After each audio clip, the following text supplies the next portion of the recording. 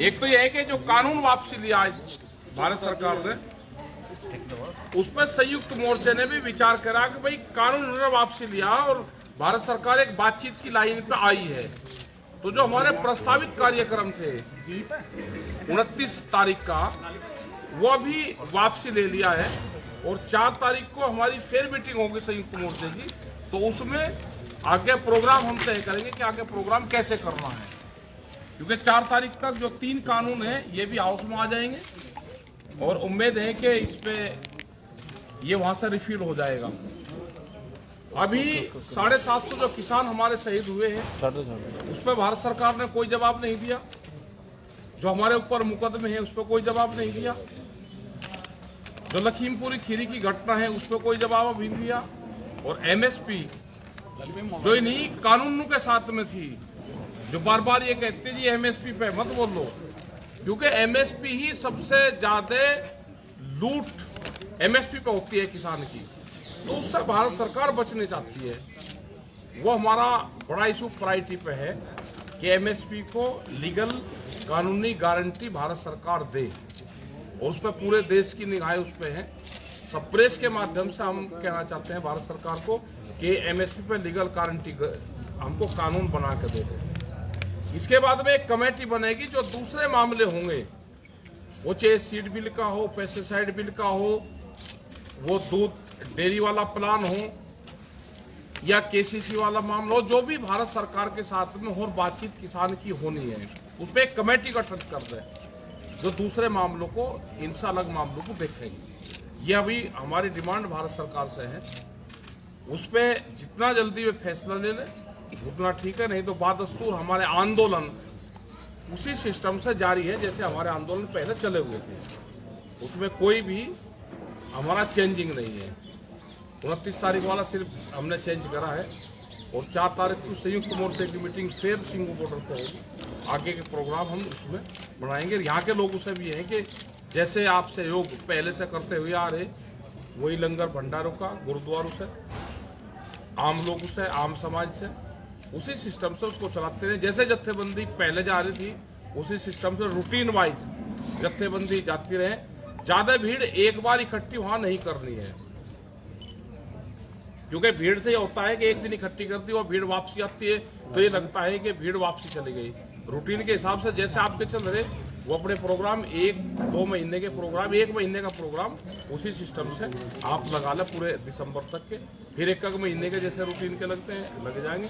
और हमारे साथी यहाँ पे हैं, अब हरिंदर जी हैं, हरिंदर लाल खोवाल जी जो अपने प्रेसिडेंट हैं यहाँ के, पंजाब के भी हैं, अपने और लोग हैं और संयुक्त मोर्चे के लोग यहाँ पे हैं, वे अपनी बात बताएंगे। जो आपका क्वेश्चन होगा, जिससे भी होगा, वो उस क्वेश्चन का जवाब दे देगा।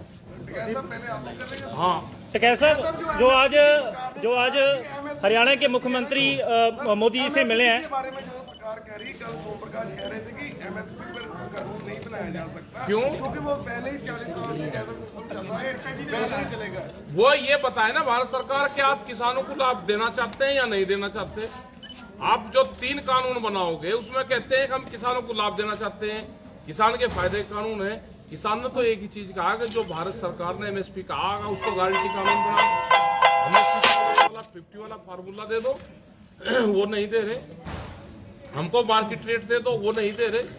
तो इसका मतलब ये है कि अनाज को लूटने का प्रोग्राम भारत सरकार की सहमति से बनाया जा रहा है।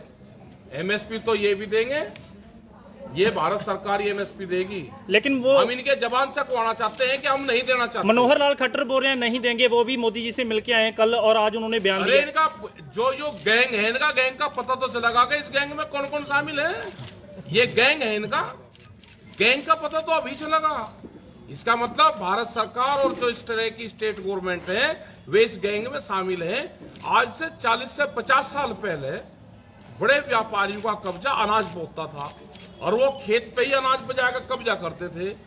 आज भी ये पॉलिसी जाना चाहते हैं कि अनाज पे, खेत पे ही, किसान के खेत पे ही बड़े उद्योगपतियों का कब्जा हो, इसलिए गोदाम बनाए गए हैं ये। सर आपको गैंग जोन से एमएसपी का विरोध करेगा वो गैंग है, जो भी एमएसपी का विरोध करेगा वो गैंग में शामिल है।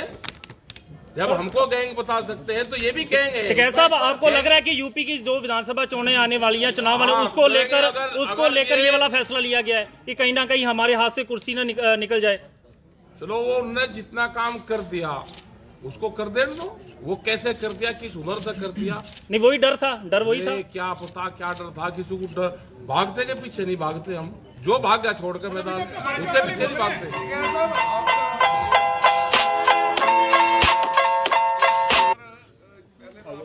या भी कहाँ लड़ाई जीती, क्या एक कोरोना और 3 काले कानून एक बीमारी थी, उसके खिलाफ भी लड़ाई लड़ी गई, इसके खिलाफ भी लड़ाई लड़ी गई। या 1.5 साल में बीमारी है, 1.5 साल में खत्म होगी, या कोई पुरानी नहीं थी। कोरोना के साथ ही आई थी। कोरोना के साथ आई, कोरोना के साथ में सबने जंग लड़ी, इस बीमारी के साथ में भी जंग लड़ी। सवाल ये है टिकैत साहब कि कब तक आपको लगता है कि सरकार अब इससे आगे जो किसानों को जो आपका जो प्रदर्शन है दोनों इसको जो सड़क खाली करवाने, तो कब तक सरकार मान और जाएगी? करवा दो खाली सड़क, हम क्या मैंने कर रहे, करवाओ खाली सड़क। उसकी आपने उनको क्या डेडलाइन दी? हमने कोई डेडलाइन नहीं देते, हमने डेडलाइन देनी छोड़ दी है उनको। कोई बातचीत का कोई प्रस्ताव आया उधर से, आया जो आपकी ओर से गया? भाई हमने चिट्ठी भेज रखी कि हम बातचीत करना चाहते हैं, लेकिन वे बात नहीं करना चाहते। वे चाहते हैं कि किसानों को बदनाम करके किसानों से कोई बातचीत ना करे और इनको ऐसे ही घर भेज दो। सर सीधे लफ्जों में कहे तो क्या अगर 29 को बिल माफ हो जाते हैं तो धरना जारी रहेगा? हाँ, जो भाषा है, कौन से स्कूल में एक ही ट्रेनिंग दे रखी सबने? नहीं, जो वो सरकार कह रही है। बात सुन लो फिर जी। MSP एक बीमारी या एक बीमारी थे 3 काले कानून, वो बीमारी खत्म होगी। धरना जो है, धरना किसान के मुद्दों के लिए है। 10 दिन चैनल वालों पे प्रोग्राम चलेगा, उसके लिए पूरा देश का किसान तैयार रहना। एक ही क्वेश्चन पूछेंगे कि भाई कानून खत्म हो गए, किसान घर वापसी नहीं जा रहा, कानून खत्म हो गए वापसी नहीं जा रहा। इसका जवाब हमारा मौन व्रत रहेगा।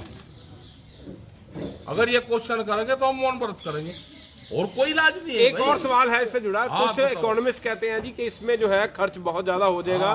देश का कोई खेती कर रहा है क्या? जो इकोनॉमिस्ट 7वीं मंजिल पर बैठ के देश के किसान के भाग्य का फैसला करता हो, वो कह रहे खर्च होगा, बहुत होगा। कहाँ है वे इकोनॉमिस्ट वाले? उन्हें बुलवाओ, उनसे बात करेंगे हम। 5 राज्यों के चुनाव आ रहे हैं, तो बीजेपी के लिए क्या रणनीति रहेगी? पहले पंजाब में बाइकआउट करने का ऐलान किया गया था। जिस दिन आचार संहिता लग जाएगी उस दिन बता देंगे हम क्या रहेगी रणनीति। जो आशीष जो लखीमपुर खीरी कांड में है, उनको आपने कहा कि मंत्रिमंडल से बर्खास्त किया जाए, लेकिन वो अभी भी PM उस पर कोई बात नहीं करता। हाँ, बात नहीं कर, तो क्या उसके लिए तो ये हर जगह जो देश में चर्चा होती है, यहाँ पे भी हम आए तो उसका नाम आया कि उसको बर्खास्त करो, तो नहीं वे करेंगे। जब तक वो नहीं होगा और उसको न्याय नहीं मिलेगा लखीमपुर को, तो हमेशा उसका नाम लिया जाता रहेगा। संयुक्त किसान मोर्चे की तरफ से MSP को छोड़ के, एक MSP बहुत बड़ा मुद्दा है वो मान लिया, इसके अलावा कुछ और संयुक्त किसान मोर्चे ने कोई प्लान बनाया है किसानी के लिए कि जिससे कि किसान जो है खुशहाल हो सके? जैसे अमृतसर की अगर बात करें, बॉर्डर की, बॉर्डर के यहाँ पे खुल जाता है तो यहाँ से टमाटर, सब्जी और जो चीज़ें हैं बहुत ज़्यादा पाकिस्तान में जा सकती है, उससे आगे नहीं जा सकती है। लेकिन यहाँ पे बीजेपी उसको खोलने को तैयार नहीं है। सुरक्षा तो नमक भी बंद कर दो भाई, नमक क्यों आ रहा है? सेंधा नमक सारा वो पाकिस्तान का खा रहे, उसको भी बंद कर दे, वो भी तो आ ही रहा है ना। मतलब हमारे किसान का टमाटर नहीं जा सकता, यहाँ से जो सब्जी वो जा सकती है वो बंद है, लेकिन वहां से सामान आ सकता है। तो इसका मतलब क्या होगा कि वहां को फायदा देना चाह रहे और अपने किसान को नुकसान देना चाह रहे। यही तो हम कह रहे हैं कि अपने देश के किसानों को बीजेपी मारना चाहती है, इनकी जमीनों को छीनना चाहती है। वो एक बड़ा प्लान है कि ये किसान जमीन से तंग आके अपनी जमीन बेच दे, ठेके पे दे दे और बड़ी कंपनी यहाँ पे खेती करे। यही तो प्लान है। पाकिस्तान की जनता को फायदा होगा, मोदी सरकार की ये प्लान है, लेकिन हिंदुस्तान का किसान का फल फ्रूट वो वहां ना जा सके, तो इसलिए रोक है। सुरेंद्र तोमर जी ने कहा है जो पराली का मुद्दा जिसपे अपराध माना जाए, जिसपे अपराध मुक्त किया गया, उन्होंने बयान दिया। अरे दे दिया होगा, जब हमने तो ये कहा था ना उनको कि आप बगैर पराली के चावल कैसे पैदा होता है वो टेक्नोलॉजी बता दो हमको, तो उसके उस पर उन्होंने दे दिया बयान। एक टिकैत साहब, बॉर्डर के पार 21,600 एकड़ जमीन है, 4 साल से उनका मुआवजा पेंडिंग है। वो पंजाब के जो बॉर्डर एरिया के किसान काफी दिल्ली भी गए थे। इस विषय पे कोई केंद्र से बात हुई, क्योंकि काफी ज्यादा अमाउंट बन गई है। उसमें ये था कि जब ये आंदोलन शुरू हुआ, उससे पहले इन किसानों की बातचीत होनी थी होम मिनिस्टर से। बीच में ये आंदोलन छिड़ गया और उस संबंध में बातचीत नहीं हो पाई। ये जैसे ही ये इशू आएगा या भारत सरकार बातचीत करेगी तो ये इशू हमारी प्रायोरिटी पे है। और पहले भी ये किसान आए थे जो जम्मू कश्मीर के आसपास के किसान थे, वे किसान हमारे पास में आए थे और इसी तरह की प्रॉब्लम पूरे बॉर्डर क्षेत्र में होगी। सर, प्रधानमंत्री का जब भाषण हुआ था तो उन्होंने ये कहा था कि कुछ अलगाववादी ताकतें जो हैं इस आंदोलन के अंदर हैं। क्या लगता है कि अलगाववादी ताकतों को लेकर इस तरह का डिसीजन लिया गया है? नहीं, कहाँ है ताकते? नहीं, वो प्रधानमंत्री जी ने बोला जी। और प्रधानमंत्री भाई पकड़े उनका कहाँ है? सर, किसान जो शहीद हुए हैं 700 से ज्यादा, किसान मोर्चा की तरफ से सरकार को क्या मतलब जो है उनकी तरफ से जो है जोर उनके लिए क्या मांग की गई? उनको लिए मांग करी कि उनको कंपनसेशन दे। वो जब बातचीत होगी, जब भारत सरकार और संयुक्त मोर्चा आपस में बैठेगा। भारत सरकार तो बात ही करने को तैयार नहीं है ना। तो आप कोई यादगार बनाने की मांग भी की जाएगी? आप प्रेस के जरिए तो अपनी बात रख सकते हो ना। कह रहे हैं ना कि भारत सरकार बातचीत करे, एक उसका वो तय करे, एक रुपए का मॉडल एक कोई तैयार। यादगार बनाने की मांग भी की जाएगी? यादगार बनाने की बात करी, जमीन हम चाहते हैं कि भारत सरकार जमीन दे और उनका एक स्मारक वहाँ पे बनाए। टिकैत साहब, जो ये लड़ाई संयुक्त मोर्चे ने आपको देखा, बॉर्डर सिंह बॉर्डर सभी ने मिलकर लड़ी, तो इन फ्यूचर लंबी इसके बाद ये संयुक्त मोर्चा इसी तरह ही काम करेगा, इसी तरह पूरे देश के किसान जो एकजुट, पहले तो कहते थे कि भारत पंजाब का और हरियाणा का और कुछ यूपी के हैं, अब पूरे देश का जब बन गया तो इन फ्यूचर जब भी कोई लोग के मसले आएंगे लोगों के, तो ऐसे ही संयुक्त मोर्चा जहाँ ऐसे ही आगे लड़ाई लड़ेंगे जी। भाई हम संयुक्त मोर्चे को सारे को इकट्ठा देखना चाहते हैं, कोई इकट्ठा रहे और उम्मीद ही है कि संयुक्त मोर्चा इकट्ठा रहेगा। एक आधा कोई बंदर के डले कूद का भाग गया तो उसका क्या करेंगे भाई? एक आधा जा सके। संयुक्त किसान मोर्चे का कोई प्लान है राजनीतिक में? जैसे चुड़ूनी साहब ने ऐलान किया है। कोई राजनीति का प्लान नहीं है। चुड़ूनी साहब बोल रहे थे ना। अरे हमने बता तो दिया, एक आधा फुदक जैसे भाई। चुड़ूनी साहब का प्लान है ना काफी। देश के लोग से है कि संयुक्त मोर्चे पे विश्वास रखना, संयुक्त मोर्चा इकट्ठा है, ये देश की लड़ाई लड़ेगा। सरकार ने बीज नीति डाली है कैसा? समर्थन करने की सोची है? अरे क्यों इस बीमारी में पड़े समर्थन की? उसके देश में अगर सरकारें जो भी सरकारें ठीक होगी दे लेगी। जनता बहुत होशियार है, संयुक्त मोर्चे से होशियार है जनता। कैसा अब सरकार ने बीज नीति डाली है? गठित की जा रही है नरेंद्र कमेटी नहीं, कमेटी 11 साल पहले बनेगी थी, 2011 में MSP पे कमेटी बन गई थी। और जब उस कमेटी के वकील थे प्रधानमंत्री नरेंद्र मोदी, जब ये मुख्यमंत्री थे, इन्हें सिफारिश की थी 2011 में। जो एक फाइनेंशियल कमेटी बनी थी उसमें और भी मुख्यमंत्री थे और इन्होंने एक प्रस्ताव दिया था कि MSP पे गारंटी कानून बनना चाहिए। वो फाइल वहां पर रखी हुई है, उस पर गारंटी कानून बना दे। जब वकालत करी, उस पर PhD करी उन्होंने, तो नई कमेटी की जरूरत ही नहीं। प्रधानमंत्री जी ने जिस दिन बिल वापस रिपीट करने का ऐलान किया था, उस दिन उन्होंने एक बात भी कही थी कि हमें इस बात का खेद रहेगा कि हम कृषि में जो सुधार चाहते थे वो कहीं ना कहीं हम नहीं कर सके। हमारी कोशिश हाँ, वो लूट जो लिखित में लूट करना चाहते थे वो नहीं कर सके, तो खेद उनसे मांगी व्यापारियों से, उनसे माफी मांगी उन्होंने। उनके गोदाम बनवा दिए, उनका पैसा खर्च करवा दिया। हमें लूट का सामान उस बड़ी तिजोरी में नहीं रख सके हम अनाज, उसके लिए खेत प्रकट करा। आज देश का किसान सब इकट्ठा है, शायद ये ऐतिहासिक पल है जबकि सारा देश का किसान जो है पूरा एक मुद्दे देश पर का इकट्ठे है। किसान- मैं ये कहना चाह रहा हूँ कि संयुक्त किसान मोर्चा या इकट्ठा जैसे भी जत्थेबंदियां हैं, सरकार की शमूलियत कम करके कोऑपरेटिव सोसाइटीज या कुछ ऐसे चीजें की जाएं जिससे कि निर्भरता जो सरकार के ऊपर किसानों की है वो कम हो जाए। देखो, ऐसा कुछ प्लान बनाया जा रहा है? इतने बड़े देश में ये संभव नहीं होता।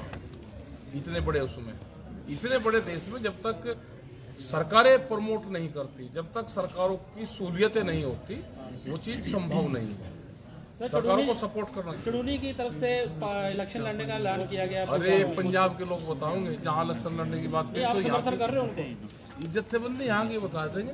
कैसा सरकार नई बीज नीति लाने जा रही है, उसके बारे में क्या है? और ये जो आगे हमने बातचीत करी है कि ये सीड कानून लेकर आना चाहते हैं, सीड बिल, पेस्टिसाइड बिल दूध की एक पॉलिसी, तो ये हम इस पे भारत सरकार से बातचीत करना चाहते हैं, उसी के लिए हमने कमेटी की बात करी। ਇੱਕ ਪੰਜਾਬ ਲਈ ਅਸੀਂ ਕਹਿਣਾ ਚਾਹੁੰਦੇ ਹਾਂ ਵੀ 1 ਮਹੀਨਾ ਜਾਂ 40 ਦਿਨ ਰਹਿ ਗਏ ਨੇ ਵੋਟਾਂ ਦੀ ਜਾਬਤਾ ਲੱਗਣ ਲਈ।